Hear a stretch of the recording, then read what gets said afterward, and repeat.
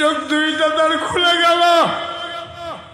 আমার বাচ্চারা আমার দিকে তাকাইল, আমিও তাকিয়ে আছি বাচ্চার দিকে। শিশু মোহাম্মদ আমার দিকে তাকিয়ে আছে।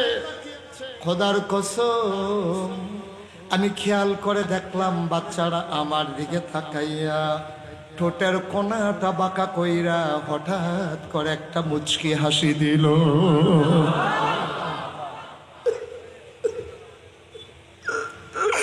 হাসিটার সাথে সাথে আমার মনে হইল আমার কলিজাটা দুটা ভাগ হয়ে গেছে। আমি দৌড় দিয়া ঘরের বাইরে গেলাম। আমি আমার স্বামীকে ডাক দিয়া বললাম, ও স্বামী, স্বামী আমার, তারা টাকা দে কান্না দে, আমেনা যদি একটা টাকাও দিতে না পারে গো স্বামী, খোদার কসম দিয়ে বলি এই বাচ্চা ফেলে আমি যাব না। বাচ্চা ফেলে গেলে আমি হালিমা বাঁচব না। হালিমা তুই সাদিয়া, ওনারা ছিলেন তিনজন, হালিমা, হালিমার স্বামী আর হালিমা আর একটা দুধের বাচ্চা, নাম হইল আব্দুল্লাহ। তারা ওই ঘরের কিনারে গিয়ে দাঁড়ালেন। হালিমা বললেন, স্বামী আমার, এই আমেনার ঘরের ভেতরে কোনো পুরুষ নাই, আপনি অন্য পুরুষ ঢোকা ঠিক হবে না, আপনি একটু বাইরে দাঁড়ান, আমি ভেতরে যাই, বাচ্চাকে দেখে আসি, পছন্দ হইলে নেব, হইলে না। সুবহানাল্লাহ বলবেন। হালিমার স্বামী বললেন, ঠিক আছে, আমি আব্দুল্লাহকে নিয়ে দাঁড়াই। হালিমার নিজের বাচ্চা আব্দুল্লাহকে নিয়ে হালিমার স্বামী বাইরে উটের কিনারে দাঁড়িয়ে রইলেন। হালিমা তুসাদিয়া দরজায় গিয়ে দাঁড়ালেন। আসসালামু আলাইকুম। ভেতর থেকে জবাব আসলো, ওয়ালাইকুম আসসালাম। কে বাইরে দাঁড়িয়ে সালাম দেয়? কয় আমার নাম হালিমা। কয় কোন হালিমা? কয় হালিমা তুসাদিয়া। কয় চিনলাম না। কয় আমার বাড়ি তায়েফে। কয় কেন এসেছো? কয় বাচ্চা নিতে এসেছিলাম। এবার ভেতর থেকে আমেনা কয়, হালিমা গো, ও হালিমা, সকাল থেকে কত মানুষ বাচ্চা নিয়ে গেল, আমার বাড়ির সামনে দিয়ে গেল, উটের পায়ের শব্দ শুনলাম, বাচ্চার ওয়া ওয়া কান্না শুনলাম, একজন মানুষ খবরও নিল না, ডাক দিয়ে জিজ্ঞেস করলো না, তোমার বুঝে আমার বাচ্চার জন্য বড় মায়া লাগছে গো হালিমা। ও হালিমা, তোমার বুঝি বড় মায়া লাগছে গো হালিমা। আহলান সাহলান মারহাবা, মোস্ট ওয়েলকাম, আমার ঘরে তোমারে স্বাগতম। এবার হালিমা আস্তে করে ঘরের দরজায় ঢুকলেন। হালিমা ডাক দিয়া কয়, আমি ঘরের ভেতরে ঢুকি, দেখি মা আমেনা বিছানো আসন পেতে বসে আছে, আর কুলের ভিতরে একটা ছোট্ট শিশু ঘুমায়। এমন একটা সাদা রুমাল, এমন একটা সাদা রুমাল দিয়া বাচ্চার মুখটা এমন করে ঢাকা। সুবহানাল্লাহ বলবেন না? আমি বললাম, হালিমা, ওই আমেনা আমারে ডাক দেয়া কয়, হালিমা, বাচ্চাকে নিতে চাও? হালিমা ডাক দেয়া কয়, আমেনা, বাচ্চার আগে দেখতে চাই, পছন্দ হলে নেব, নাইলে নাই। হালিমা আমেনা ডাক দেয়া কয়, খেনাও নয়ন ভরে। এবার হালিমা ডাক দেয়া কয়, দেখবো কেমনে? রুমাল দিয়ে ঢেকে রাখলে। কেমনে দেখবো? তুমি যদি এমন করে রুমাল দিয়ে বাচ্চার মুখ ঢেকে রাখো, আমি দেখবো কেমনে? কথা শোনার সাথে সাথে আমেনা টান দিয়ে মুখের পর্দা সরিয়ে দিলেন। হালিমা কয়, খোদার কসম, আমি জীবনে অনেক বাচ্চা দেখেছি, আমি অনেক শিশু সন্তান দেখেছি, খোদার কসম, আমেনার কোলে মোহাম্মদের মতো এত সুন্দর বাচ্চা আমি আর জীবনে দেখি নাই।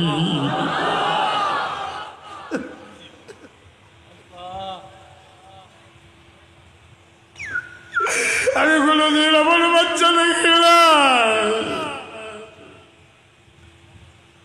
পৃথিবীর সকল মানুষ মিলে কয়, হালিমা কথা বলতে সাবধানে বইল, তুমি বলতেছো এমন মানুষ তুমি দেখো নাই। হালিমা গো, এমন মানুষ তুমি দেখবা কেমনে? মোহাম্মদের মতো মানুষ দ্বিতীয় আমার আল্লাহর একটাও বানায় না।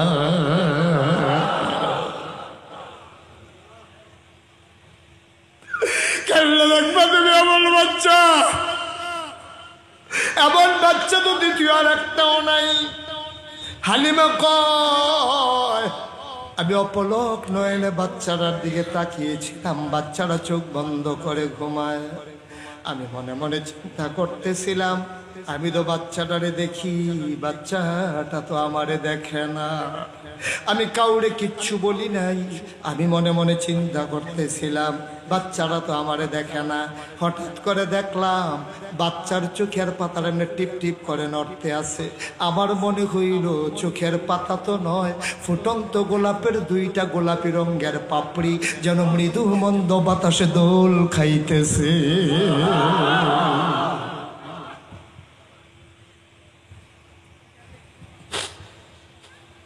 চোখ দুইটা তার খুলে গেল। আমার বাচ্চারা আমার দিকে তাকাইল, আমিও তাকিয়ে আছি বাচ্চার দিকে। শিশু মোহাম্মদ আমার দিকে তাকিয়ে আছে।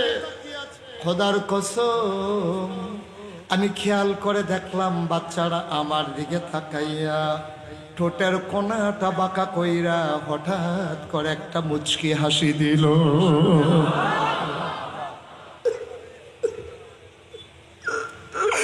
হাসিটার সাথে সাথে আমার মনে হইল আমার কলিজাটা দুটা ভাগ হয়ে গেছে। আমি দৌড় দিয়া ঘরের বাইরে গেলাম। আমি আমার স্বামীকে ডাক দিয়া বললাম, ও স্বামী, স্বামী আমার, তারা টাকা দে কান্না দে। আমেনা যদি একটা টাকাও দিতে না পারে গো স্বামী, খোদার কসম দিয়ে বলি এই বাচ্চা ফেলে আমি যাব না। বাচ্চা ফেলে গেলে আমি হালিমা বাঁচব না।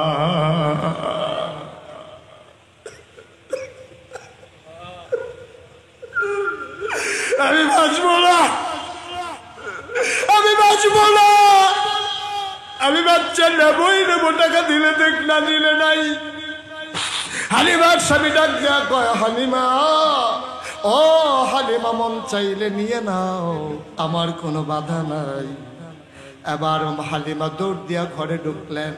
ঢুকা কয়, আমেনা, আমেনা গো, পারলে টাকা দিও না, পারলে নাই, পারলে টাকা দিও না, পারলে নাই। ও হালিমা, দয়া করে বাচ্চাটা আমার কুলে দাও, আমি বাচ্চারা আমানতদারির সাথে রাখবো। আমেনা ডাক দিয়া কয়, হালিমা, এটা তো একটা আজব বাচ্চা গো হালিমা, তুমি তো এই বাচ্চার সম্পর্কে কিছুই জানো না। এটা বড় আজব বাচ্চা গো। এ বাচ্চা যখন পেটে এসেছে, বাচ্চা যখন পেটে আসে, মায়েরা খাইতে পারে না, বমি বমি ভাব হয়, মাথা ঘোরায়। খোদার কসম আমার মোহাম্মদ যখন পেটে এসেছে আমি টেরে পাই নাই আমার পেটে বাচ্চা আছে নাকি নাই। বাচ্চা দুনিয়ায় আসার সময় কত মায়েরা বেহুশ হয়ে যায়, চিৎকার করে, টেনে টেনে নিজের চুল ফেলে ছিঁড়ি ফেলে। ও হালিমা, এই বাচ্চা বড় আজব বাচ্চা গো। ও হালিমা, এই বাচ্চাটা বড় আজব বাচ্চা। এই বাচ্চাটা যখন দুনিয়াতে আসে, আর একটা পিঁপড়া কামড় দিলে আমি টের পাই। খোদার কসম আমার মোহাম্মদ যখন দুনিয়াতে আসে আমি একটা পিঁপড়ার কামড়ের মতো টের পাই নাই। হালিমা, হালিমা গো, এই বাচ্চারা বড় আজব বাচ্চা গো হালিমা। তে যখন দুনিয়াতে এসেছে এই চাঁদের টুকরা সন্তান আমার, তার বাপ নাই। জন্মের আগেই তার বাবা হারিয়ে ফেলেছে। তার বাপ তারে দেখে নাই, মোহাম্মদ তার বাবারে দেখে নাই। আমি মহিলা মানুষ, আমি মোহাম্মদের একটা কাগজের ফুল কিনে দিতে পারি নাই, একটা খেলনা কিনা দিতে পারি নাই। আমার বড় আক্ষেপ গো হালিমা, আমি কেমন মা, আমার বাচ্চার জন্য আমি একটা খেলনা কিনা দিতে পারলাম না। হালিমা, ও হালিমা, আমার মনে বড় আক্ষেপ। একদিন আমি তারে ঘুম পাড়াইয়া গোসলখানায় ঢুকেছি। খোদার কসম আমি তারে ঘুম পাড়াই দিলে সে নড়াচড়া করে না। দুধ খাওয়াইলেও কান্দে না, না খাওয়াইলেও কান্দে না। খিদা লাগছে কি লাগে নাই আমি বুঝি নাই। আমি টাইম করে করে তারে বুকের দুধ খাওয়াই। হালিমা, ও হালিমা, আমার এই মোহাম্মদ ঘুম পাড়াই দিলে সে নড়াচড়া করে না। খোদার কসম আমি তারে ঘুম পাড়াইয়া হাম্মামে ঢুকেছি গোসলখানায় গোসল করার জন্যে। গায়ের ভিতরে যখন পানি ঢেলে দিয়েছি হঠাৎ করে টের পাইলাম ঘরের ভেতরে যেন আমার মোহাম্মদ নাড়াচাড়া করে, পাগুলা যেন নড়ে, হাতগুলা যেন নড়ে। আমি ভয় পেয়ে গেলাম, আমার মোহাম্মদ তো ঘুমের ভিতরে নড়ে না, কেন রে? আমি জানালা খুলে ফাঁক দিয়ে তাকাইয়া দেখি আমার মোহাম্মদ হাত পাগুলা নাড়তেছে, খিলখিল করে হাসতেছে, আর হাত দিয়া কি যেন ধরতেছে। আমি উপরের দিকে তাকাইয়া দেখি আমি মোহাম্মদ একটা খেলনাও কিনা দিতে পারি নাই, আমার মাওলা তার খেলনার বাকি রাখে নাই। আকাশের চাঁদ আর আকাশের তারাগুলা মোহাম্মদের খেলনা বানাইয়া হাতের নাগালে পাঠাই দিছে।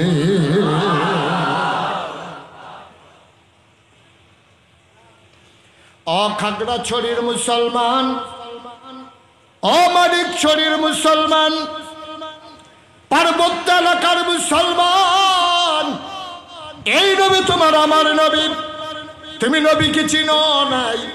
হালিমা ডাক দেখো, আমেনা বাচ্চারে কুলে দাও। হালিমা বললেন ফি আমানিল্লাহ, বাচ্চা কুলে নিলেন। হালিমা কয় খোদার কসম আমার শরীরটা ছিল শুকনা, আমার বুকের ভিতরে দুধ ছিল না। আমার ছেলে আব্দুল্লাহ বারবার বুকের ভিতরে চুষণ মেরেছে, এক ফোঁটা দুধ আমি দিতে পারি নাই। খোদার কসম বিসমিল্লাহ বলে মোহাম্মদ রে যেই মাত্র কোলে নিলাম, আমি টের পাইলাম আমি হালিমার শুকনা দুইটা বুক সাথে সাথে দুধে ভরপুর হয়ে গেছে। আমি দৌড়ে ঘরের বাইরে গেলাম, আমি বললাম স্বামী তাড়াতাড়ি করো। আগে ছিল তারা 3 জন, নবীজি সহ হয়ে গেল 4 জন। আবার যখন উটের পিছনে চললেন, রাস্তার মাঝামাঝি দেখা হয়েছিল ওরা যায়, হালিমা আসে। কিছু দূরে যাওয়ার পরে সামনের মানুষগুলো দেখে খটখট করে আওয়াজ হয়, পেছনে তাকায়া দেখে হালিমা তাদেরকে ধরে ফেলেছে। তারা সবাই মিলে চুপ মেরে দাঁড়িয়ে গেছে। ডাক দেয়া কয়, হালিমা গো, মক্কায় গিয়া কি উট বদলাইছো? এই উটটা কি আগের উট না উট বদলানো উট? হালিমা কয়, উট তো আগেরটাই, কে আমারে বদলাইয়া উট দেবে? কয় মিথ্যা কথা বইল না, যে উট নিয়ে যাওয়ার সময় তুমি পেছনে পড়ে গেলা, আর এই উট নিয়ে আসার সময় 4 জন মানুষ নিয়ে আগের থেকে একজন বাড়ছে, তারপরেও তুমি কেমনে আগাই যাও? অবশ্যই তুমি উট বদলাইছ। হালিমা কয় খোদার কসম আমি উট বদলাই নাই। কয় তাইলে উট এমনি দৌড়ায় কেন? কয় আমি তো জানি না। কয় কে জানে? কয় আমার স্বামী জানে না। কয় জানে কে? কয় আমার ছেলে আব্দুল্লাহও জানে না। কয় তাইলে জানে কে? হালিমায় চোখের পানি ছেড়ে দিয়ে কয় আমার মনে হয় জানে মক্কার শিশু মুহাম্মদ।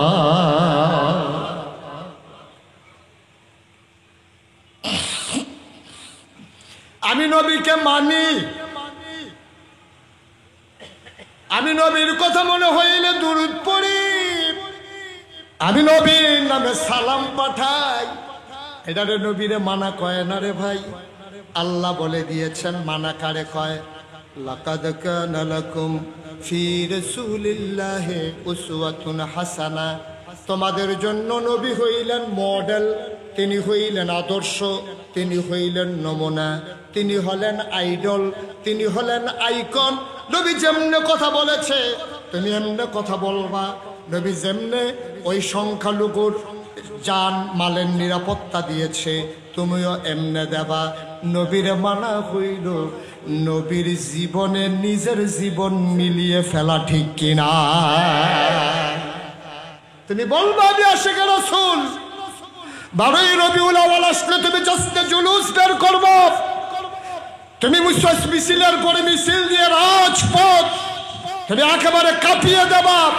মিছিল করতে করতে আসরের নামাজের সময় হয়ে গেলে জিলাপি নিয়ে তুমি ঘরে চলে যাবা, নামাজের খবর নাই। তুমি আশিক রাসূল না, তুমি নবীর প্রতারক, ঠিক কিনা বলো? আশিক রাসূল স্লোগানের নাম আশিক রাসূল না। ইয়া নবী সালাম আলাইকে বলে চিৎকার করার নাম আশিক রাসূল না। আশিক রাসূল হলো ওইটাই নবী জানেছেন তা তুমি পুঙ্খানুপুঙ্খরূপে নিজের জীবনে ধারণ করে তুমি নবীর রঙে রঙিন হবা, নবীর আদর্শে আদর্শবান হবা। এইটাই হলো প্রকৃত আশিক রাসূল। ঠিক কিনা বলো? তোমার কথা হবে নবীর মতো, তোমার লেনদেন হবে নবীর মতো, তোমার আচরণ হবে নবীর মতো, তোমার সুরত, তোমার সিরত সবগুলোই হবে নবীর মতো। তোমার দেখলেও মনে হবে ইসলামের নিদর্শন, তোমার সাথে কথা বললে কাজ করলে হবে মনে হবে এইটাই হচ্ছে প্রকৃত মুসলমানের নমুনা। মুখে বলবা একরকম আর কাজ করবার একরকম। উপজেলায় উপজেলায় সরকারি মসজিদ বানাইবা আর মসজিদের মুসল্লিদের অ্যারেস্ট করে জেলখানায় দিবা, এটা কোনো আদর্শ হতে পারে না। ঠিক কিনা বলো? আবার দেশে নতুন করে মসজিদ বানাইয়া হ্যাঁ ইসলামের ধারক বাহক হতে চায়। এখন মসজিদগুলো বানানো হয়েছে, মসজিদের মুয়াজ্জিন নাই, ইমাম নাই, মুসল্লি নাই। নিয়োগ দেওয়ার সময় কইয়া দেয় ওই আয়াতগুলোই বলবেন যে আয়াতগুলো আমারে পায় না, ভণ্ড প্রতারক। ঠিক কিনা? সুতরাং আদর্শ হচ্ছে ওটাই। এই আদর্শ মানতে গিয়া নবীর রঙে জীবকে লাগাতে গিয়া আমি বারবার বলেছি টিটকারি আসবে, মস্কারা আসবে, জেল জুলুম নির্যাতন হবে। মনে রাখবো দ্বিতীয়বারের মতো আমার সোনার ছেলেরা বুকের তাজা রক্ত দিয়ে 2024 সালের 5 আগস্ট যে নতুন সূর্যটাকে এনেছে, এই সূর্যকে ডুবতে দেওয়া যাবে না। ঠিক কিনা বলো? মনে রাখবা এই যারা এইরকম একটা পাপের রাজত্ব কায়েম করলো, যারা আজকে হারিয়ে গেল ইতিহাসের রাস্তা করে, কেউ তাদেরকে তাড়িয়ে দেওয়া লাগে নাই, তারা নিজেরাই মনে করেছে থাকার কোনো সুযোগ নাই। ঠিক কিনা? একটা লোক তাদেরকে বলে নাই যে তোমরা চলে যাও। তারা নিজেরাই জানে যেই কাম করছি ফাইলে উদাম কইরা সিহনজিং না দিয়া ফতফাত ফতফাত। ঠিক কিনা কও? সেটা কেউ ধমক দেওয়া লাগে নাই, বলাও লাগে নাই, কারণ আমি তো জানি আমি কি করছি। ঠিক কিনা কন? কথা বলা ঠিক কিনা কন? সুতরাং খুব সাবধান, খুব সাবধান, খুব সাবধান, চিন্তা করে চলা লাগবে। একবার আমাদের এলাকায় এক ব্ল্যাক দাগ তারে যখন চিনি লইয়া দৌড়ান দিছে, সে দৌড় দিকে ফানিতে মালাইছে। বিজিবি আর নামে না, বিজিবি তাকাই রয়েছে, হেতে ফানি নিতে নেমে হাসতে আছে। তো পুলিশ দেখলে সুর ভয় পাওয়ার কথা, হে হাসে কেন? জিজ্ঞাসা ভাই কারবার কি? কয় যতই কর তে ফানিত নামতো না। আমি বললাম ফানিত নামতো না কিরে? কয় তার পকেটের ভিতরে যখন ফানি ঢুকে যাবো গা তে আর উঠতে তো পারতো না, তার উবুত করে ফানি হালাইয়া খেলা করার লাগবে। তোমার পকেটের ভিতরে ফানি ঢুকলে তুমি উঠতে আইতে পারো না। তোমার পাপ এত বেশি পুক্ত হয়ে গেছে, তোমার উপর থেকে পুলিশের পাহারা চলে গেলে তুমি সমাজে থাকতে পারো না। ঠিক কিনা? কেউ তো তোমাকে বাধ্য করে নাই। এর থেকে শিক্ষা নিয়ে আমাদেরকে চলতে হবে। খোদার কসম মনে রাখবা, যদি আবার আমরাও তাদের মতো হয়ে যাই, আমরাও যদি আবার বাস স্ট্যান্ডগুলো চাঁদাবাজির জন্য দখল দেই, আমরাও যদি আবার সিএনজি স্ট্যান্ডগুলোকে চাঁদা তোলা শুরু করি, আমরাও যদি আবার থানায় দালালি শুরু করি, তাহলে তাদের চাইতে খারাপ পরিণতি হবে আমাদের। ঠিক কিনা বলো?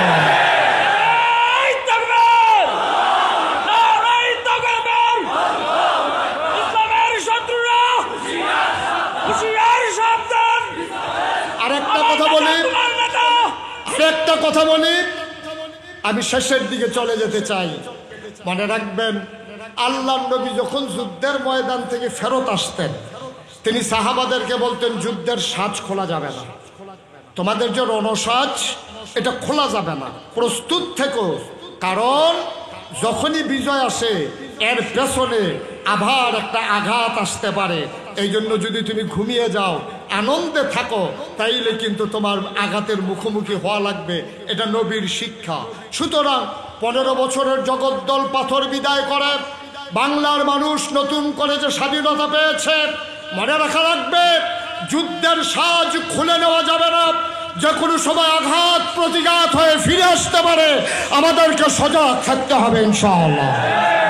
আমরা সজাগ থেকে অতন্ত্র প্রহরীর মতো, আমি আজকেও বলেছিলাম হারুন ভাইয়ের রুমে বসে যে আমাদের হারুন রশিদ না আমাদের হারুনুর রশিদ ভাইয়ের বাসায় বসে বসছিলাম যে আগের চাইতে কাজ এখন যারা দেশপ্রেমিক, যারা আল্লাহওয়ালা, আগের চাইতে তাদের কাজ কি কমছে না বাড়ছে? কথা কথা কমছে না বাড়ছে? বাড়ছে। ঘরে সম্পদ ছিল না, এইটা এক ভালো ছিল, সুর আসে নাই। হগিন্ডি বেডির ঘরে জীবনে সুর যায় না। হ্যাঁ বেডির দরজা খুললে ঘুমায়, মানুষের জায়গায় কি গো কথা থাকলে না। তুমি যে দরজা খুললে ঘুমাও, যদি সুর আইয়ে কই সুর কি লেগে থাকলে না। সুতরাং যার ঘরে সম্পদ নাই তার চুরির কোনো ভয় নাই, যার ঘরে সম্পদ আছে তার চুরির ভয় আছে। এখন আমাদের কাছে 2024 সালের 5ই আগস্টের পরে মহামূল্যবান স্বাধীনতা নামক একটা সম্পদ আছে।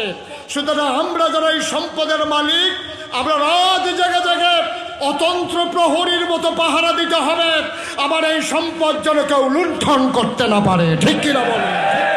পাহারা দিয়ে দিয়ে আমাদেরকে টিকিয়ে রাখতে হবে। আমি বলি, বাংলাদেশে সংখ্যালঘু সংখ্যাগরিষ্ঠ বলতে কোনো শব্দ নাই।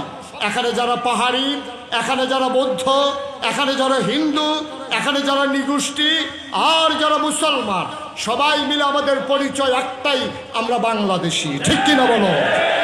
এর বাইরে আমাদের কোনো পরিচয় নাই। এই 56,000 বর্গ মাইলের প্রতিটি ইঞ্চি ইঞ্চি জায়গা আমাদের কাছে আমানত। সুতরাং কে হিন্দু, কে বৌদ্ধ, কে খ্রিস্টান, কে পাহাড়ি, কে বাঙালি, এই পার্থক্য করার সুযোগ নাই।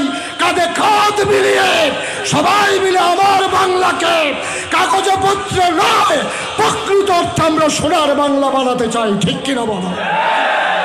এই বাংলা তোমার বাংলা, এই বাংলাদেশ আমার বাংলাদেশ। সবাই মিলে আমাদের বাংলাদেশকে আমরা ভালো রাখবো। আর সবচেয়ে বড় কথা, মহান বিজয় করতে গিয়ে আমাদের অনেক পাপ জমা হয়ে গেছে। মনের অজান্তে আমরা অনেক গুনাহ করে ফেলেছি। আমার মন সাক্ষী দিয়েছে, 33 বছর আমি মুশতাক ফয়েজি ওয়াজ করি। 33 বছর হয়ে গেছে। মাহফিলে কদম দিলে মাহফিলের ওজন বুঝি। আজকে আপনাদের এই মাহফিলে কদম দিয়া আমার মন সাক্ষী দিয়েছে, আপনাদের মাহফিল আল্লাহ কবুল করে নিয়েছে। সবাই মিলে আজকে একটু দোয়ার দরকার আছে নাকি নাই? তাওবা করার দরকার আছে নাকি নাই? সবাই এই লোকটা বসাই দেন তো ভাই, এখন বসেন। এই যে এই মুরব্বী কইয়া ডাক দিও তো বিপদ।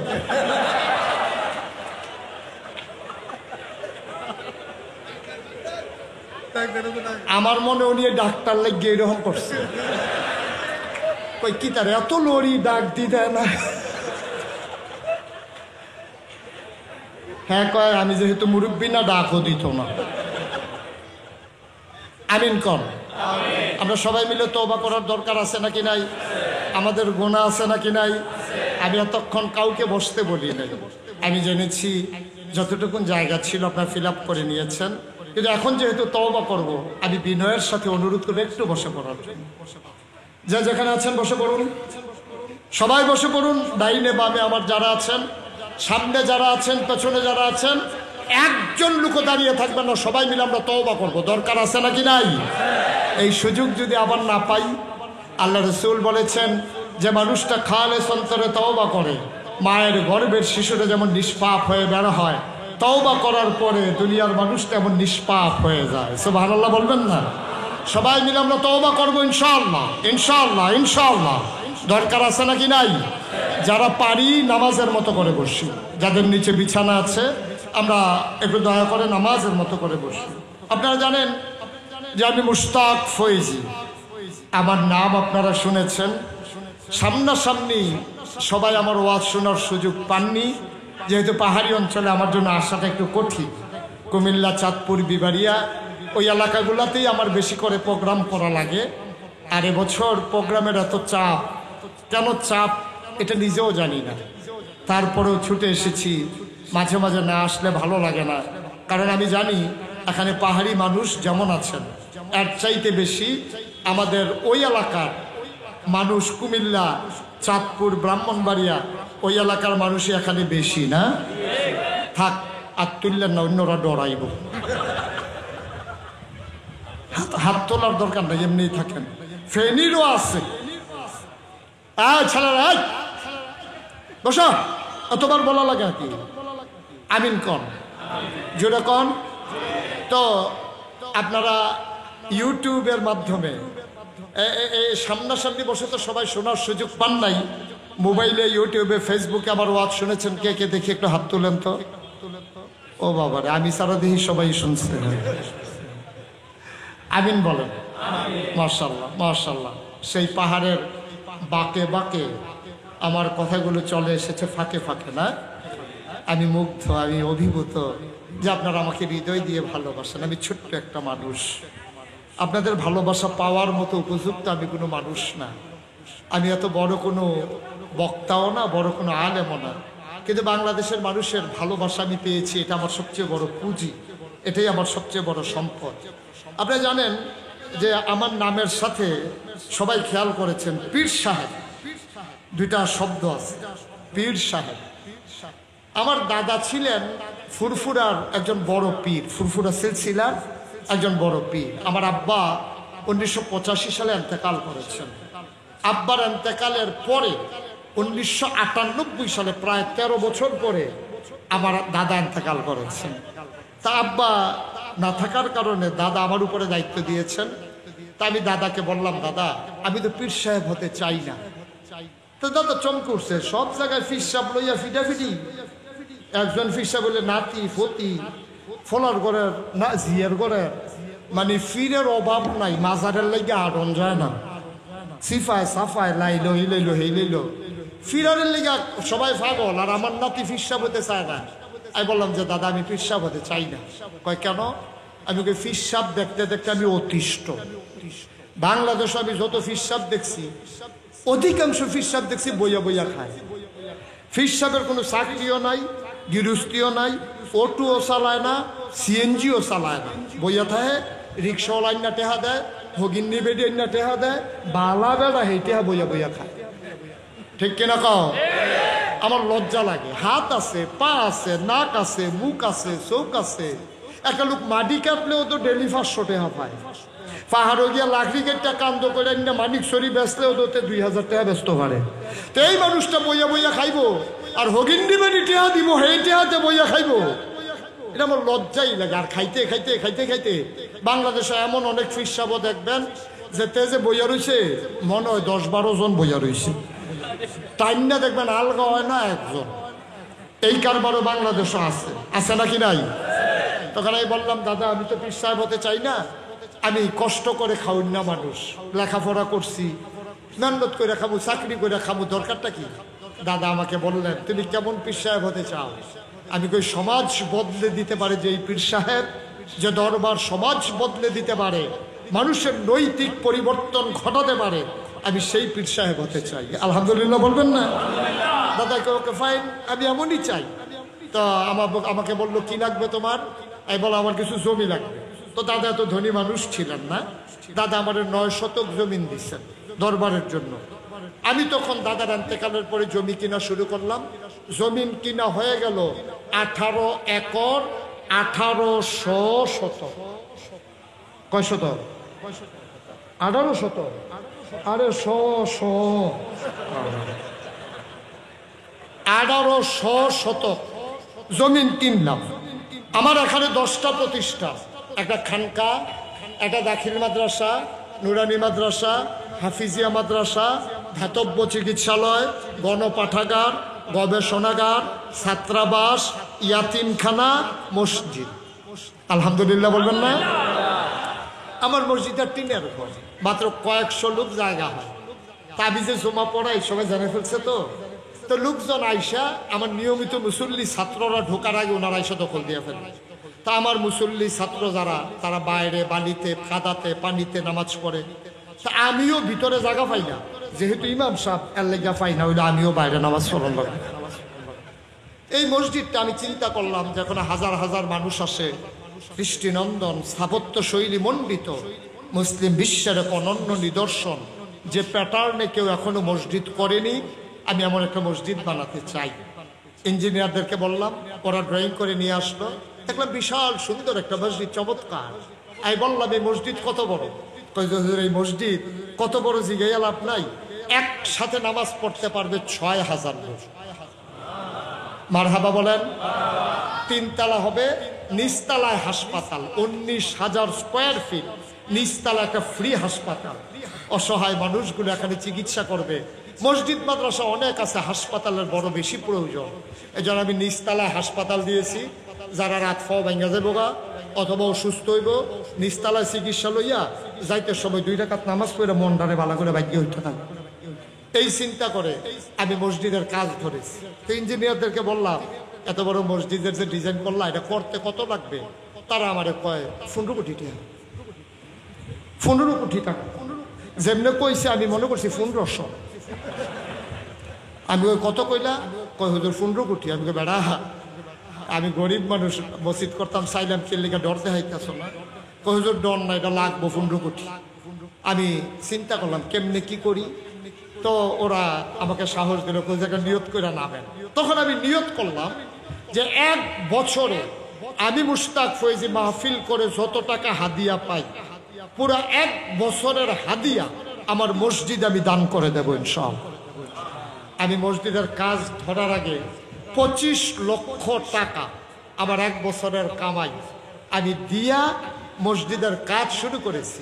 আপনারা শুনে খুশি হবেন, আমার মসজিদের 1 তলার ছাদ হয়ে গেছে। এই পর্যন্ত খরচ হয়ে গেছে 4 কোটি টাকা। মারহাবা বলবেন না? কই পাইলাম? আমরা জিজ্ঞেস করলে আমিও বলতে পারবো না। আমার এই কথা যখন চতুর্দিকে ছড়িয়ে পড়েছে, মোবাইলের ভিতরে, রকেটে, নগদে, বিকাশে, বিভিন্নভাবে মানুষ দেশ বিদেশ থেকে আমার মসজিদের জন্য টাকা পাঠিয়েছে। আমি মালয়েশিয়া গিয়েছিলাম রমজানে, 15টা মাহফিল করেছি, ওরা আমাকে অনেক টাকা দিয়েছে। আমি সৌদি আরবে গিয়েছিলাম প্রোগ্রাম করার জন্য, ওখানে ওরা অনেক টাকা দিয়েছে। 4 কোটি টাকা খরচ হয়ে গেছে। আমি খুব ভয় পাই মাঝে মাঝে। এখন 1 তলার ছাদে উঠে আকাশের দিকে তাকাই, আমি চোখের পানি ছেড়ে দিই। রাত্রে 2টা 2:30টায় মাহফিল শেষ করে যখন যাই, আমি আল্লাহর সাথে কথা বলি, আল্লাহ আমি যদি মরে যাই, তোমার এই ঘর মসজিদ কে করবে? আমাকে যত মানুষ চিনে, আমার ছেলেদেরকে যত মানুষ চিনে না, আমার এই মসজিদকে আটকে যাবে? মাওলা তোমার কাছে একটা দরখাস্ত, যে আমাকে তো মৃত্যু দেবাই, তবে মসজিদের কাজ শেষ হওয়ার আগ পর্যন্ত দয়া করে তুমি আমাকে একটু হায়াত দিও। আমিন বলবেন না? আমি আল্লাহর কাছে চেয়েছি। আমি প্রত্যেক শুক্রবারে জুমার পরে সবাইকে নিয়ে, এতিম বাচ্চাদেরকে নিয়ে দোয়া করি। নবীজি বলেছেন, মাম্বানা লিল্লাহি মসজিদান বানাল্লাহু লাহু বাইতান ফিল জান্নাহ। যে দুনিয়ায় মসজিদ বানাবে, আল্লাহ নাকি জান্নাতে তার জন্য ঘর বানাবে। আমরা কি আমল করে জান্নাতে ঘর বানাবো বলেন? কিন্তু যদি মসজিদ বানাইতে পারি, তাহলে নাকি জান্নাতে আমার জন্য ঘর হয়ে যাবে। এটা নবীজির হাদিস, সহিহ হাদিস, এর ব্যাপারে কারো কোনো সন্দেহ নাই।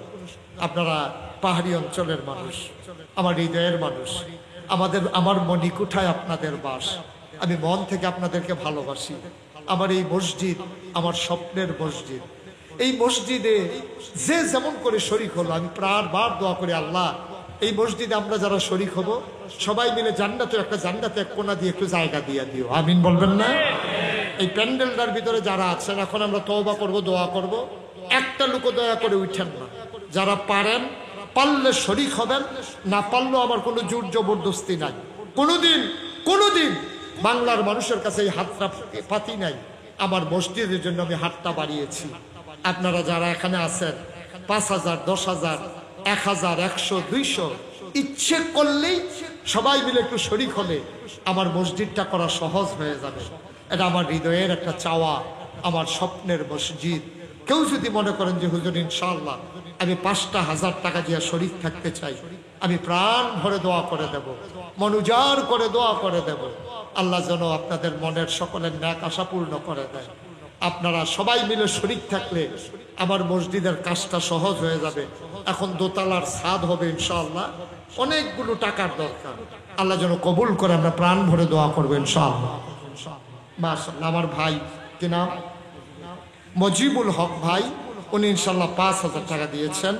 আল্লাহ যেন কবুল করে, সবাই করে আমিন। আল্লাহ যেন মনের আশা পূর্ণ করে দেয়। মসজিদে দেবেন ভাই, কোনোদিন আমি চাই নাই কারো কাছে কিছু, শুধু শুনিয়েছি কথা। কেউ যদি থাকেন, পারেন যে হুজুর ইনশাআল্লাহ আমিও 5টা 1000 টাকা দিলাম, 1টা 1000 টাকা দিলাম, 2টা 1000 টাকা দিলাম, শরীক হলাম, আল্লাহ কপাল খুলে দেবে ইনশাআল্লাহ। আল্লাহ সবার মনের আশা পূরণ করে দেবে।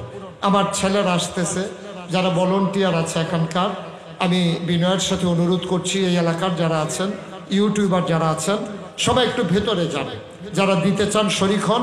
আর এই ফাঁকে সবাই মিলে আমরা তওবা করে ফেলি ইনশাআল্লাহ। আল্লাহ যেন কবুল করেন।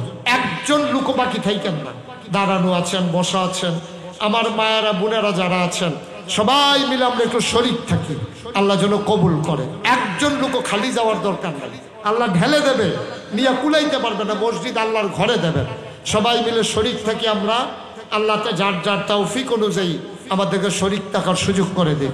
দুই একজন ভাই একটু সহযোগিতা করেন, এলাকার যারা আছেন দুই একজন একটু পেছন দিক দিয়ে দুই একজন লোক একটু টাকাগুলো উঠান, আল্লাহ যেন বরকত দেয়। আমি প্রাণ ভরে দোয়া করবো ইনশাআল্লাহ। পেছনে দুই একজন যান, দুই একজন একটু উঠেন। আর এই ফাঁকে আমরা সবাই মিলে তওবা করে ফেলি, যারা পারেন কিছু কিছু দিয়া শরীক থাকেন মসজিদে। আর আমার মায়েরা বোনেরা সহ অনেকেই দোয়ার প্রার্থী হয়েছেন, বিশেষ করে দ্বিতীয় স্বাধীনতার জন্য যারা জীবন দিয়েছেন, যারা পঙ্গুত্ব বরণ করেছেন, যারা অসুস্থ হয়ে পড়ে আছেন, সবার জন্য আমরা দোয়া করব। হ্যাঁ, মাহফিল কমিটির মঈন ডাক্তার সাহেব, আমার এক ভাই, এই বলার দরকার নাই, উনি বলছে 5,000 টাকা দেবে, বলতে না করছে। উনি বলছে যে বলার দরকার নাই, এই জন্য আর বললাম না। সবাই পড়েন আমিন। মাশাআল্লাহ, আল্লাহ বরকত দেবে।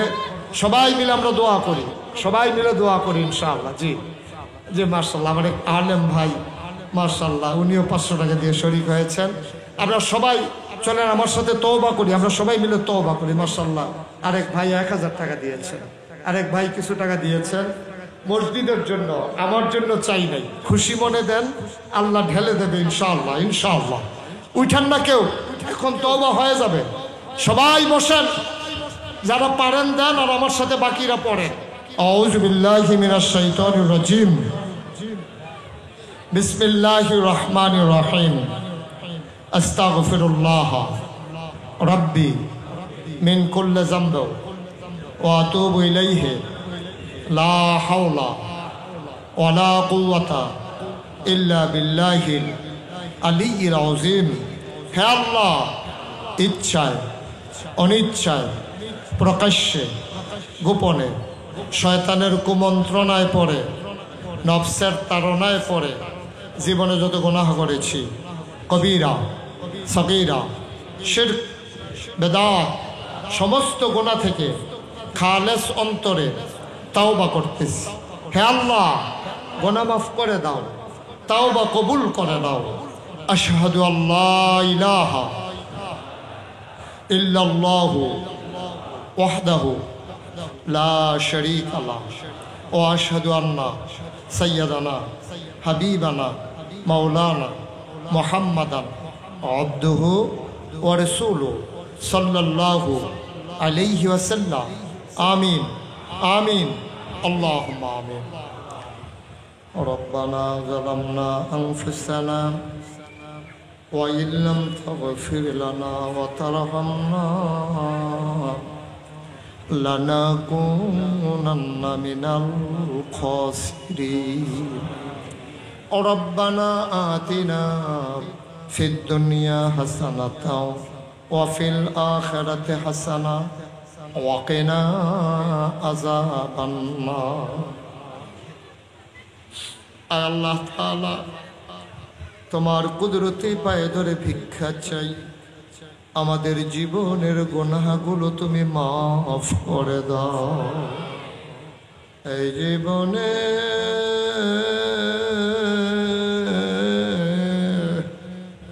আমরা আর গুনাহ করব না। বলেন আল্লাহ আল্লাহ আল্লাহ। এই জীবনে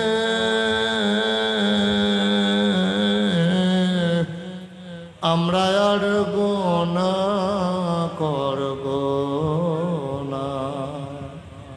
হাতের গুনাহ মাফ চাই, পায়ের গুনাহ মাফ চাই,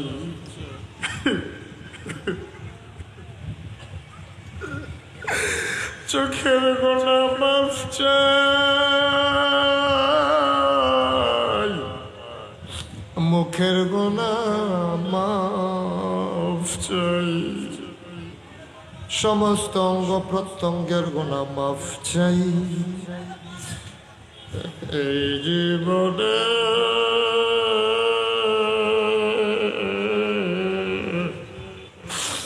আমরা আর গুনাহ করব না।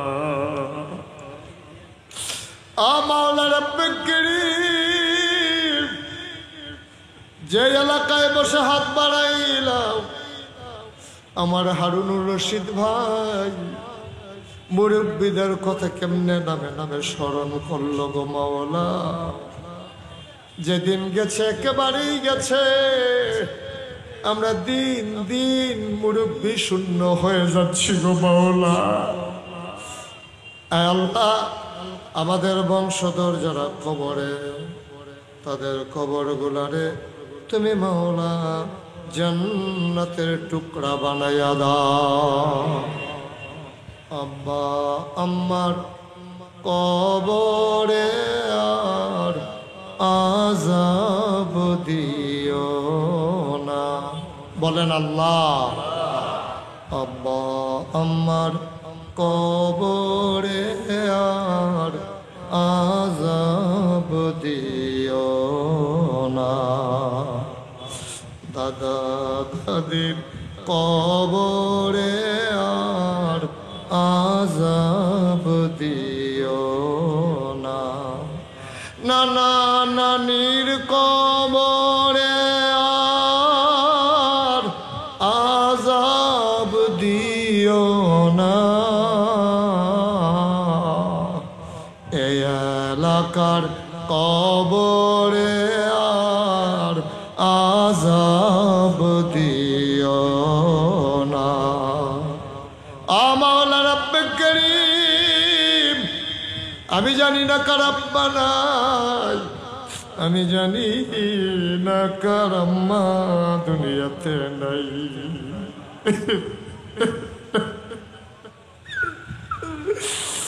আব্বা যার নাই, বাবা বলে ডাকতে মন চায়,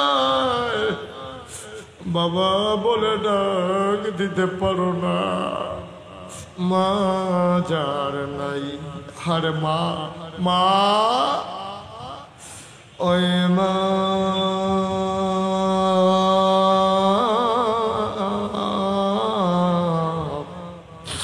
যারা কবরে শোয়াইছো, আরে মা তোমার মা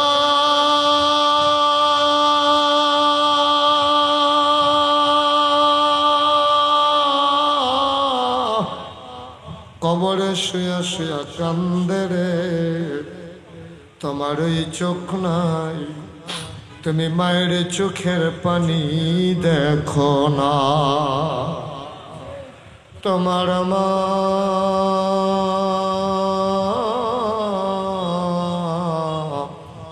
কবরে শুয়া শুয়া তোমারে ডাকে রে, তোমার ওই কান্নাই তুমি মায়ের ডাক শোনো না। ওই মায়ের কবরে, ওই বাবার কবরে তুমি মাওলা আর আযাব দিও না। রব্বির হামহুমা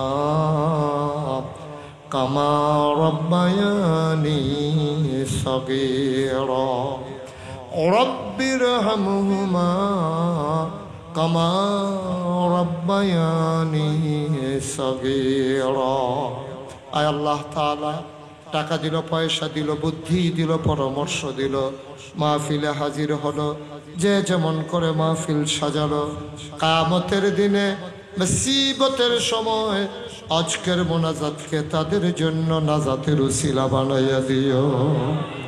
মানুষগুলো চোখের পানি ছেড়ে দিয়ে কান্দে গো মাওলা, তোমার কি মায়া লাগে না? একটা মানুষকেও খালি হাতে ফিরাইও না। মাওলা, দেশের জন্য যারা জীবন দিল সবাইকে তুমি মাওলা শহীদ হিসাবে কবুল আর মঞ্জুর করে না।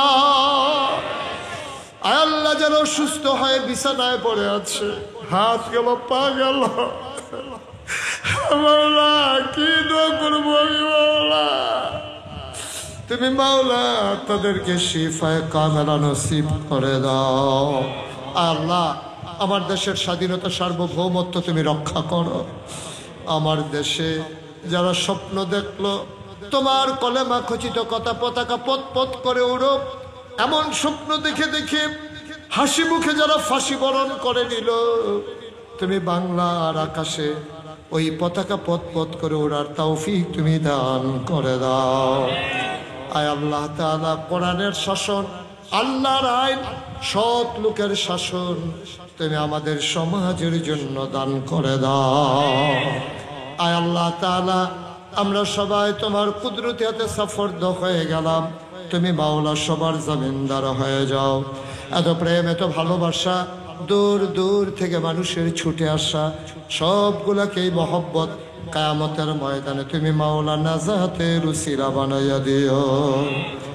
একদল আলেম নাকি এমন আছে যাদের চেহারার দিকে তাকাইলে গোনা ঝরে ঝরে পড়ে যায়। আমি গোনাগারের চেহারা, এমন চেহারা বানাইছনি গো আল্লাহ। একদল আলেম নাকি এমন আছে যাদের হাতে হাত লাগায় মুসাফা করলে আমল নামায়ের গোনা থাকে না। আমাদের হাত এমন হাত বানাইয়া দাও। দিন কায়েমের পথে যারা যোদ্ধা, আমার সেই যুবকগুলারে তুমি দিনের খাদেম হিসেবে কবুল করো। হৃদয়ে যারা দিনকে লালন করে, সমাজে যারা দিনকে প্রতিষ্ঠা করতে চায়, আমার ভাইদেরকে তুমি সেই যোগ্যতা দান করে দাও। আয় আল্লাহ তাআলা, আল আমিন ফাউন্ডেশন যেমন করে তিল তিল করে সমাজ বিনির্মাণে ভূমিকা রাখছে, মাওলা আল আমিন ফাউন্ডেশনকে বিশ্বব্যাপী তুমি পরিচিত একটা ফাউন্ডেশন হিসেবে পরিচয় দান করে দিও। ইয়া রাব্বাল আলামিন, দুঃখী মানুষের পাশে দাঁড়ানোর তৌফিক দান করে দাও। অসহায় মায়ের চিকিৎসা, বিধবা মায়ের কন্যা দায়গ্রস্ত মায়ের কন্যা সন্তানের বিয়ে, গরিব মানুষগুলোর লেখাপড়া আর উপকরণ, আর খেটে খাওয়া মানুষগুলোর মুখে হাসি ফোটানোর জন্য আল আমিন ফাউন্ডেশন যেন ভূমিকা রাখতে পারে, সেই তৌফিক তুমি তাদেরকে দান করে দাও। আয় আল্লাহ, নাগাইশের মসজিদটাকে তুমি কবুল আর মঞ্জুর করে নাও। এই মসজিদের প্রতি আন্তরিক মায়া সবার অন্তরে পয়দা করে দাও। রব্বানা ফাগফির লানা যুনুবানা ওয়া কাফির আন্না সাইয়্যাতিনা ওয়া তাওয়াফানা মাল আবরার। আমিন আমিন আমিন ইয়া রাব্বাল আলামিন। হায়াত যেদিন শেষ হয়ে যাবে, রহু যেদিন গলার মাঝামাঝি আটকে যাবে, ওই কঠিন মুসিবতের সময় তুমি রাজি থেকে তোমার হাবিবকে রাজি রেখে আমাদের কণ্ঠে ওই মধুর কলেমা তুমি জারি করে দিও, লা ইলাহা ইল্লাল্লাহু মুহাম্মাদুর রাসূলুল্লাহ সাল্লাল্লাহু আলাইহি